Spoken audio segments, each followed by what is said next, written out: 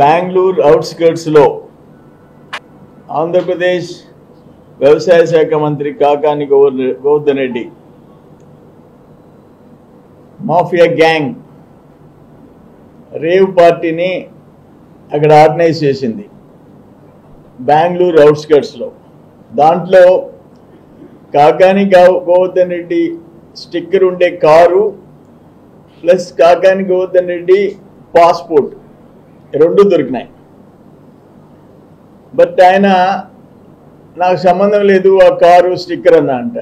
నేను ఒక్కటి క్వశ్చన్ చేస్తుండా, నువ్వు ఎప్పుడైనా రెడ్ హ్యాండెడ్గా స్పూరియస్ లిక్కర్ కల్తీ మద్యం మనుషులు ప్రాణాలు తీసావు నేను చేశానని చెప్పి ఒప్పుకున్నావా?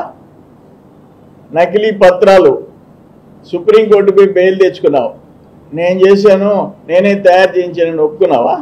ఒక నడి రోడ్లో ఒక హంతకుడు ఒక వ్యక్తిని మర్డర్ చేస్తాడా? నేనే చేశానయ్యా అని చెప్తాడా? చెప్పడుగా. అందుకని నేనేమంటానంటే ఎన్ని డ్రామాలు కట్టిపెట్టు. ఇప్పుడు ఆయన కారు ఒక్క కర్ణాటకలో 224 మంది ఎమ్మెల్యేలు ఉన్నారు. ఎమ్మెల్యేలకి స్టిక్కర్లు ఉన్నాయి. ఒక్కొక్క ఎమ్మెల్యేకి 2-3 స్టిక్కర్లు.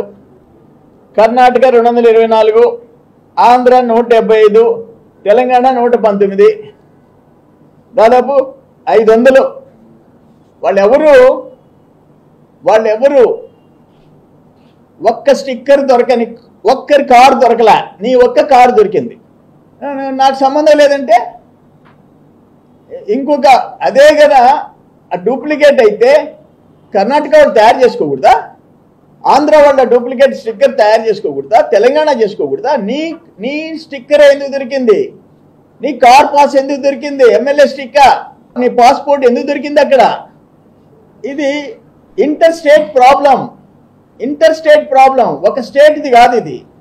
అందుకని కేంద్రం జోక్యం చేసుకోవాలా, కేంద్ర ప్రభుత్వం రంగంలోకి దిగాల. కాకాని చుట్టూ ఉండేవాళ్ళు ఎంతమంది ఉన్నారు? కల్తీ మద్యం, నకిలీ పత్రాలు, ఇతర దేశాల పాస్పోర్ట్లు, ఇతర దేశాల ఎయిర్పోర్ట్స్లో ఇమిగ్రేషన్ స్టాంప్, ఇతర దేశాల్లో బ్యాంక్ అకౌంట్, ఇతర దేశాల్లో భూములు, ఫామ్ హౌస్లు, ఆ డాక్యుమెంట్స్. అందుకని అంతిమంగా నేనేం కోరుతున్నానంటే, నేనేమి బేస్లెస్గా అలిగేషన్స్ చేయటంలే, అంతర్రాష్ట్ర ముఠాతో కలిసి నువ్వు కార్యకలాపాలు చేశావు, రెడ్ హ్యాండెడ్గా దొరికావు.